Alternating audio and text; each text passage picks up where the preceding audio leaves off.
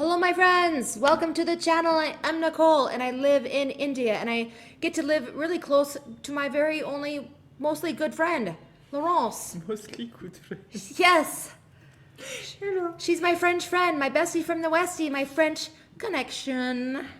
Yep, and we're here today to watch a Thanks School video. We like him, he does good work. Yeah, it's always interesting. Very interesting, we learned a lot. And today we're gonna learn why oil nations hate India. I didn't think if it's hate or what it is. Yeah, I mean, I didn't think that was the case. I mean, No. Russia's an oil nation and they don't hate India. I mean, does he mean like the Arab oil nations or like what does he mean? Like not every oil nation hates India. Let's see what he has to say. Let's see what he has to say. Because I'm not an expert, but he is. I become smarter just by watching him, right? Yeah. Yeah, it's great. So if you haven't already, give me your like, give me your subscribe, and let's go.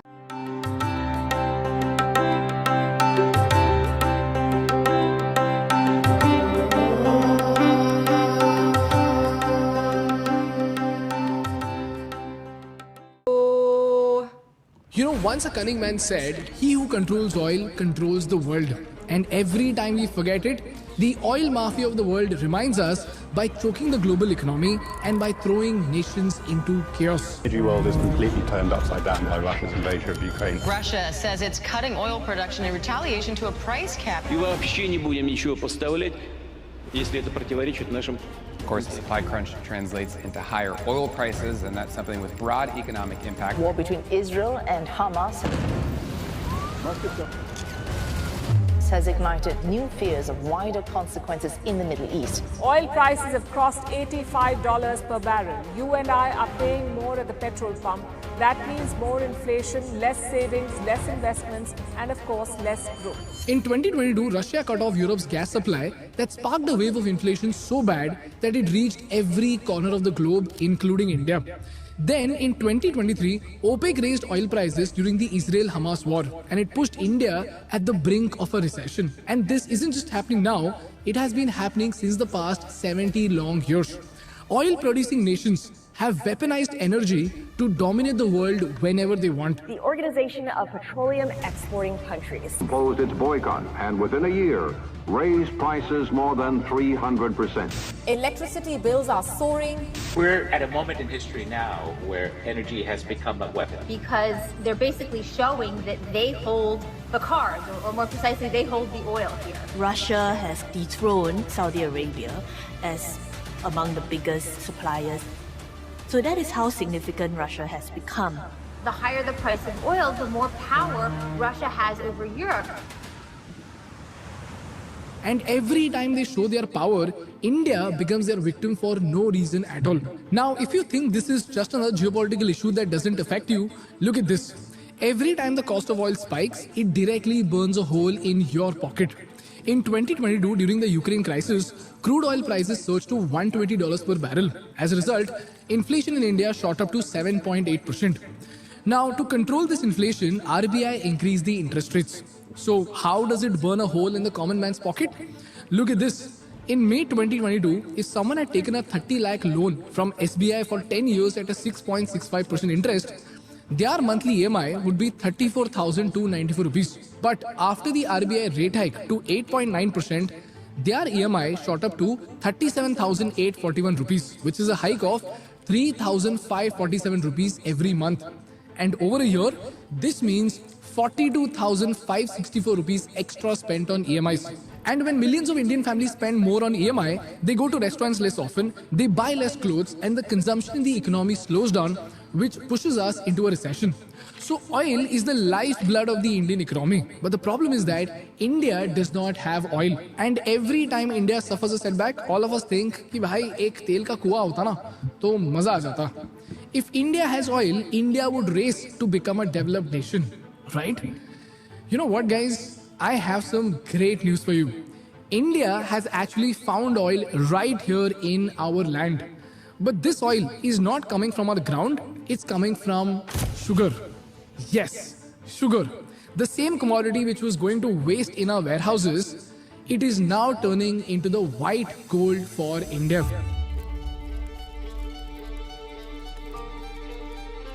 India dominates the world sugar market. एक दिन ऐसा हिंदुस्तान के इतिहास में आएगा कि petrol का import पूरा खत्म हो जाएगा और पूरा किसानों ने तैयार किया हुआ इथेनॉल से इस देश के वाहन चलेंगे। अब इथेनॉल 21वीं सदी के भारत की बड़ी प्राथमिकताओं से जुड़ गया है। So the question is, how on earth can we make oil with sugar? Why is sugar suddenly being called the white gold of India? How will it push India towards the dream of a Viksit Bharat? And what are the biggest opportunities for entrepreneurs like you and me?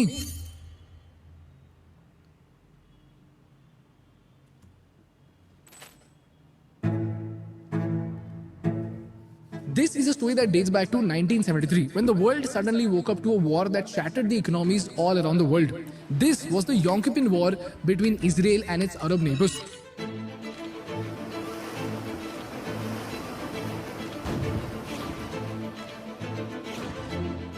Egypt and Syria are at war with Israel today for the first time since the Six-Day War of 1967. So in retaliation for the Western support of Israel, Saudi Arabia and its allies suddenly cut their oil supplies. And they used oil as a weapon to show the world that nobody can oppose the oil cartel. And you know what happened? Suddenly the oil prices shot up by a staggering 400% overnight, and it plunged the entire world into an absolute chaos. So every nation that imported oil, from America to the UK to India, we all were choking under the pressure of the oil cartel. The Arab-Israeli War of 1973 sent an energy shock reverberating around the globe. 1973, when an OPEC oil embargo led to an international shortage and rocked the global economy. At the height of the embargo, 500,000 people were thrown out of work. And amidst all this chaos, one country that became a victim of this power move was Brazil. Back then, every drop of oil that Brazil used was imported. So when the oil price shot up by 400%, Brazil couldn't afford to buy oil. As a result, factories in Brazil shut down, inflation spiraled out of control, and gas stations became battlegrounds for desperate drivers. On top of that, 4% of Brazil's gross national product was dependent on sugar that they then exported to America and Europe. And since both these countries were also choking, they stopped buying sugar from Brazil. So Brazil was left with no oil and millions of tons of unharvested sugarcane stock. So everybody thought that just like Venezuela today, even Brazil would starve due to oil crisis. But suddenly, in the next few months, everybody was surprised to see that Brazil did something so groundbreaking that they suddenly started producing oil with sugarcane. The question is, how? Well, as it turns out, they discovered the power of something called ethanol blending. 30 years ago, as the price of gas rose, Brazil bet on a greener alternative when they began to distribute ethanol. Motorists in Brazil fill up their tanks with ethanol. It is available at nearly every fueling station in Brazil and is roughly half the price of gasoline. To tell you about it, when sugarcane is processed to make sugar, the juice is boiled and crystallized. After each round of sugar extraction, a dark, thick syrup is left behind. This is called molasses, and the byproduct of the first round is called A molasses.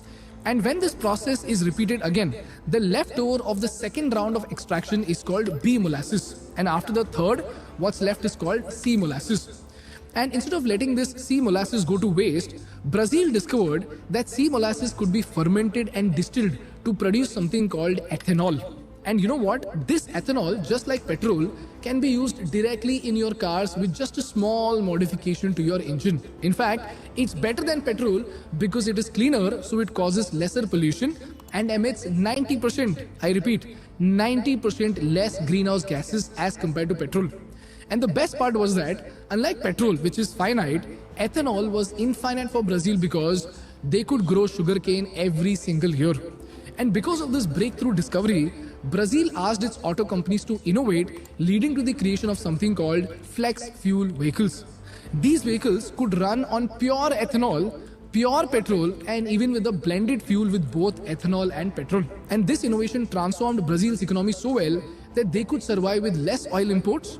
And fast forward to 2023, over 83% of new passenger vehicle sales in Brazil were flex fuel vehicles. And ethanol replaced over 40% of the entire country's gasoline consumption. And today, Brazil produces 33 billion liters of ethanol annually, saving Brazil $12 billion every year in oil imports. This is how Brazil found an alternative to oil, and with other alternative energy sources, they almost became energy independent. And looking at Brazil's success, major economies like the US and EU, they all have started to implement similar strategies. The US is blending 10% of its gasoline with ethanol, and EU is already at E7, as in they blend 7% of ethanol in gasoline. And this has had some major benefits for all these countries. If you look at the monetary impact, you will find that Brazil has achieved forex savings of $260 billion while having kept 135 crore tons of CO2 equivalent emissions out of the environment. So this is incredible, right? But the question is, what does this random Brazilian story have to do with India? Well, as it turns out, even India is in a very similar situation as that of Brazil back in the 1970s. You see, just like Brazil, even India imports 85% of its fuel. Just like Brazil, India also has 8 million tons of surplus sugar. And just like Brazil, India adversely gets affected simply because the oil nations like to flex their muscles. And most importantly, just like Brazil, even India is now aggressively pursuing ethanol blending. And this is what Nitin Gadkari sir told us in our podcast. Sir, ethanol blending. You are extremely bullish on ethanol blending. In fact, I just read that आपने E10 target को deadline से पहले complete कर दिया है. And now we are looking at E20. आज किसानों के पास चावल surplus, corn surplus, wheat surplus और उसके कारण अभी बाम्बू से इथेनॉल बन रहा है नॉर्थ ईस्ट में, नुमालीगढ़ में. किसान की उत्पादन क्षमता 2 गुना 3 गुना बढ़ेगी. अब किसान केवल अन्नदाता नहीं, ऊर्जादाता बनेगा, हवाई ईंधन दाता बनेगा. अब परली से पानीपत में 1 lakh litre ethanol per day rice straw से bio aviation fuel, sustainable aviation fuel बन रही है. So this brings us to the question, what exactly is India doing and how are we planning to become energy independent? Well, India is focusing on building 2 golden assets for itself. These assets are 1G ethanol and 2G ethanol. Now listen to this very, very carefully because this information has a wealth of opportunities for you. To get expertise in ethanol, we looked into the annual reports and DRHP of India's largest player in ethanol production, which is a company called True Alt Bioenergy. And here's what we found on ethanol's value chain. When sugarcane juice is processed to produce sugar, 3 types of molasses are left behind, as we discussed. A molasses, which is still used for sugar production, B molasses, which contains less sugar but can be used for ethanol production, and C molasses is where yeast is added to convert the sugars into alcohol through fermentation. This alcohol is then distilled to produce fuel-grade ethanol that is clean, renewable and efficient. If this is very, very clear to you, let's look at the cost of production and see how it can help us substitute petrol. People, the average raw material cost from B and C molasses is about 47 rupees. With added chemical, labor and production costs of 8 to 10 rupees per litre, the total cost price of 1G ethanol per litre comes to about 56 rupees. Now, if you compare this with petrol, petrol's cost price in India comes around 45 rupees. But due to numerous excise duties and other taxes, the retail price comes to around 105 depending on which region you live in. Now, most people will say, bro, if petrol cost and ethanol cost are almost the same, then how is ethanol better than petrol for India? Well, here's where what you need to understand is that 1G ethanol gives us 2 superpowers. First is the stability of fuel prices. Look at this. We imported 232.5 million tons of crude oil in 2024. And if we could only blend 20% this year, this could reduce our imports to 186 million tons next year. And this will save us over 2 lakh crore rupees in forex reserves. You know how much money that is? This money can help you build 10,000 kilometers of 4-lane highways, 2,000 hospitals, and you can practically fund the entire group of Apollo hospitals for 12 years with the same money. And look at this. Over the last 10 years, we've already saved 85,000 crore worth of foreign exchange merely due to ethanol blending initiatives. Secondly, whenever oil price fluctuates, we are less exposed to the risk of inflation. Right now, because we depend on global markets for oil, any changes in the global prices affects us directly. But by blending ethanol, we can reduce these price shocks. So if the price shoots up from $80 per barrel to $120 per barrel, our petrol price would shoot up from 100 rupees a litre to 120 rupees a litre. But with 20% ethanol blended, the price will shoot up to only 108 rupees. Now most people would say, bro, how is this 12 rupees making a huge difference? Well, you should actually go and talk to a cab driver and you will know that these 12 rupees change the way they live, the school that the kids go to, and even the number of meals they have. That is how crucial fuel price is for India. This is one of the reasons why the government is so bullish on sugarcane that the Indian government pays the highest price for sugarcane in the world. So Indian sugar farmers will never stop production. And because of all these factors, Nitin Gadkari came up with the concept of E20, which is a blend of 20% ethanol in every liter of petrol that we all consume today. And since the government absolutely loves ethanol, the GST on ethanol meant for blending was lowered from 18% to 5% under the ethanol blended petrol program. And to make this even better, India is also preparing for something called 2G ethanol. And you will be shocked to know that in the next few decades, with 2G ethanol, the cost of petrol could be brought down to 30 rupees also. Yes, petrol could cost us as much as a freaking sneaker bar. Now this is still under process, but let us tell you what Indian companies are working on for future generations. This 2G ethanol is not from sugarcane juice, but from waste like rice straw, wheat husks and sugarcane bagasse. Right now, all this precious raw material burns, which then causes massive air pollution. And we all have seen it in Delhi. India alone produces 350 million tons of agricultural waste. But if we utilize it, the raw material or biomass can be acquired for just 11 to 15 rupees per liter. And then conversion costs like chemical, electricity and labor would cost around 8 to 10 rupees per liter. And then there are these special enzymes that are needed for this process, the cost of which range between 25 to 30 rupees per liter. So initially the cost of 2G ethanol will be 44 to 55 rupees, which is again similar to 1G ethanol, right? But here's the magic. At scale, this enzyme cost of 25 to 30 rupees vanishes because once bought, they can be produced again and again because they're just special bacteria. And if this enzyme cost vanishes, the cost drastically drops down to just 5 rupees. And 2G ethanol can just cost 25 to 30 rupees per liter. Can you imagine that, guys? This is how India can have its own oil at 30 rupees a liter. This is why I say, in future, oil could cost less than the cost of a sneaker bar. This is what companies like TrueAlt are aiming to achieve in the next few decades. So everything is fantastic, right? So the question is, can India race to become an energy superpower? Well, here's the catch, guys. Unfortunately, every great story has great challenges. So let's try to understand this. When we did our ground research, we also understood that there is a lot of skepticism around the release of harmful chemicals during ethanol production. And if these chemicals are released untreated, they could cause harm to our environment. And we don't want to make it worse. But as it turns out, ethanol is so magical that every byproduct of ethanol is a revenue generating asset. And here's where you could find a huge business opportunity. For example, when molasses are distilled to produce ethanol, a dark, thick liquid called spent wash is left behind. This byproduct could cause an environmental hazard. In fact, if dumped untreated, spent wash can seep into water bodies, damage aquatic systems and contaminate our drinking water. And if you burn it, it can cause massive air pollution. Similarly, while everyone says that ethanol is clean, it actually releases tons of carbon dioxide, which is a greenhouse gas. So the question is, what do we do with all this harmful waste? Well, fortunately, like I said, every single material that comes out of ethanol is used and can be used to generate revenue. Look at this. Spent wash is used to extract methane, which is then processed and sold as bio-CNG.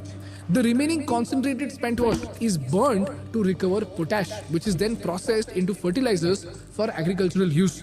Then carbon dioxide is compressed into dry ice for refrigeration, and it is then sold to companies like Coca-Cola for carbonating soft drinks. So you see, the waste can actually be used to generate revenue.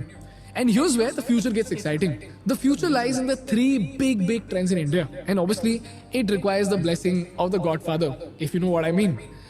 Firstly, ethanol has a huge scope in aviation with something called SAF, or Sustainable Aviation Fuel. This is the next big thing to achieve net zero emissions. This is basically a fuel that can be derived from biomass, and it is the only viable solution for reducing emissions in the aviation sector.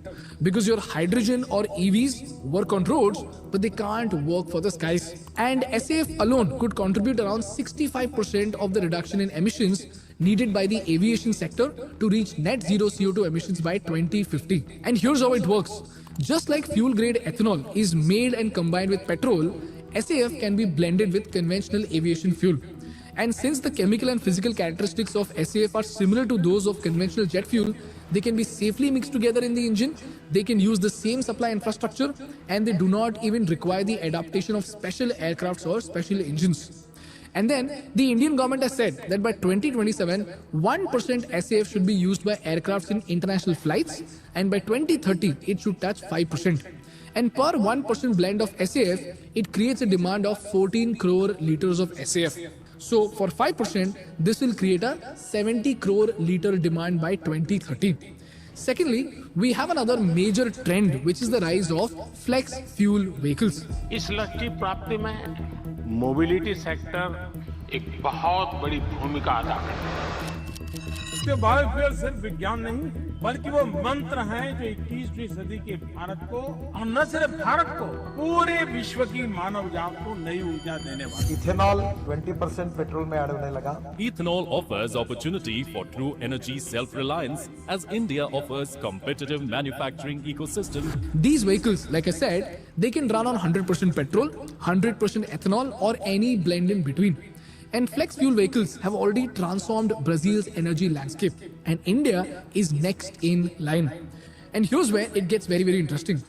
With ethanol blending mandates, auto manufacturers like Maruti Suzuki, Hyundai, Mahindra, Tata, and Toyota, all of them, they are gearing up to introduce flex fuel vehicles to the Indian market. Maruti has begun to start working on flexi fuel model. It's not your conventional petrol or diesel Wagoner. It is a flex fuel vehicle. We're also looking at flex fuel. Maruti might be the first one to get a flex fuel engine. And finally, the last trend is of CBG, or compressed biogas. Just like ethanol is an alternative to petrol, like SAF is an alternative to aviation fuel, CBG is an alternative to CNG. And it is also made from organic waste materials such as agricultural residue. So with the same input material, companies like TrueAlt are creating many products to suit different needs. And just like flex fuel, a portion of CNG consumption will include CBG from 2025 onwards. This share will go up to 5% by 2028. And the Indian government is so bullish on this that the government is integrating CBG production plants to the energy grid called the City Gas Distribution Network. And the government is also providing financial support to build pipelines and scale operations. So, what a fantastic story, isn't it? India will embrace ethanol, we will become a superpower, and petrol prices will come down to 30 rupees. So this is amazing now, right? Yes. Well, again, before we get too optimistic, we must look at the challenges that can prevent this dream from coming to life. And just like solar, EV, and the manufacturing sector, even in ethanol, we have some very big industrial challenges. The first challenge is water usage. You see, producing 1 liter of ethanol from sugarcane can require up to 2,500 liters of water, mainly for irrigation. And if not managed sustainably, this could contribute to water shortages, particularly in drought-prone regions like Maharashtra and Karnataka. Secondly, the use of food crops like sugarcane for ethanol production can lead to food security concerns. In fact, in 2021, some activists raised concerns in India about excess sugarcane being diverted to ethanol, potentially leading to sugar shortages and increased prices. And finally, global factors like the fall of oil prices or increased adoption of EVs will impact demand for ethanol. In fact, in 1986, oil prices stumbled, and in Brazil, within a year, ethanol vehicles became uneconomical as compared to petrol vehicles. And just like this, even in India, the rapid push for EV adoption could reduce long-term demand for ethanol-blended petrol. And if the government helps companies overcome all these hurdles, India will make its own oil and save billions of dollars. This is how we can escape from the grip of the oil cartel. And this brings us to the final section. If you're an entrepreneur in India, what opportunities can you leverage in this space and what businesses can you start? Well, firstly, the flex fuel vehicle market presents a massive opportunity. And with India pushing for 20% ethanol blending by 2025, major automakers like Maruti Suzuki, Hyundai, Mahindra, Tata and Toyota, they are gearing up for flex fuel vehicles. So there is a clear demand for ethanol-compatible fuel stations and vehicle conversion kits. In fact, you can even set up retail outlets dedicated to ethanol-blended fuels or provide retrofit solutions for existing vehicles to run efficiently on ethanol blends. Secondly, when it comes to SAF, since airlines in India must blend at least 5% SAF into their fuel by 2030, this opens up a huge business opportunity in storing and transporting SAF to airports. And you can build SAF storage facilities or even create efficient transport systems for fuel delivery. And thirdly, When it comes to compressed biogas, entrepreneurs can partner with gas distribution companies to integrate CBG into pipelines or supply CBG to transport fleets, logistics companies, and cab aggregators looking for cheaper and cleaner fuel options. These are the opportunities that I feel could be the next big thing in this sector. And now you tell me in the comments, what are the challenges that India will face while it embraces the ethanol revolution? And more importantly, as we embrace this revolution, what are the biggest business opportunities that you see in this sector? That's all from my side for today, guys. If you learned something valuable, please make sure to hit the like button in order to make YouTube Baba happy. And for more such insightful business and political case studies, please subscribe to our channel. Thank you so much for watching. I will see you in the next one. Bye-bye. Fabulous. Did you learn anything today? Everything. What do you think? I don't think I knew any of it. Any of it. Do you see anything, like he said, do you see anything happening because of this, or any, what was the last thing he asked? Like, is there any issue that could happen with this? I see one. The EV. No, I see. So we have such a, when I say we, India in general has a good relationship with Russia, and I think that is not maybe heavily dependent, but it does, you know, there are ties with the fact that India buys so much oil from Russia, and if they stop buying as much, could that impact the relationship? Well, the diplomatic me would say, who cares? Who cares? That's why you're not in the foreign service. I know. We need Jay Shanker to give us to help us on this. No, but I mean, the water is an issue, definitely. Totally. We're in Karnataka, which he mentioned as a drought-prone state, so that could cause issues here, although it doesn't feel drought-prone over the last few weeks. Well, today it is. Today it's... Well, I mean, yeah, I'm talking about all the rain that we're getting. But the fact that we push so much on EV could also be, like he said, down. But I don't see EV as the solution yet. Yeah. Because you can't, the long distance driving. The long distance and even just the... For now, it's, to me at least, it looks like too much planning when you want to take your car. There's planning, and then there's also the load on power stations in general, like that would cause. Like I used to work for an automobile manufacturer, and that was something that we didn't really talk about. Like, you know, we push EV, you know, there's no gas or whatever. But the reality is that you then have power, which then also requires gas. And, you know, so it's not like you're just pushing the load somewhere else, whereas this seems to be a whole new solution. Yeah. It seems like a really great opportunity for India, and I hope that we explore this, and it seems like they are, you know, pushing this blended for both the fuel and aviation fuel, which is great. So I also did not know that when you put petrol in your car in Europe, the E10 or the E20 meant that it was ethanol mix. Oh, that's blended. Which means that then my dad's car, for example, is a flex vehicle because that's what you put in. No, I don't think so. I think blended up to a certain point, like all cars can take.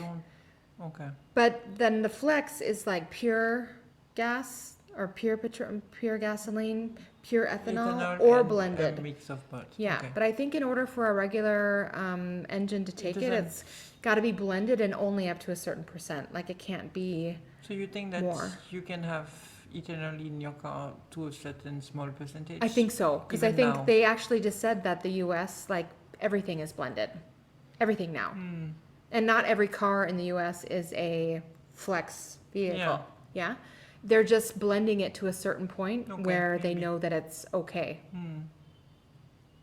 So, I think we should run with it. I think we need to get out of OPEC's grasp, and I think. For sure. You know, having a sustainable form like this is fabulous. And I think being able to see a model of it already in place with Brazil is also just like we already know it's possible. Yeah. Let's do it. It's working. Yeah, exactly. So another great video from Think School. We learned a lot. This gets us thinking, and Like all these When things. you learn a lot, you do this. I'm gonna learn a lot. My brain is so big. This is funny because this in French means that you are Stupid. cuckoo in the head. You're crazy. Cuckoo. Yeah. I am also a little crazy. You know that, Laurence. Okay, people, we had a good one with this. This was a good video. All right. If you haven't already, give that like, give that subscribe. If you'd like us to watch something else, please put it in the comments. We'd love to hear from you.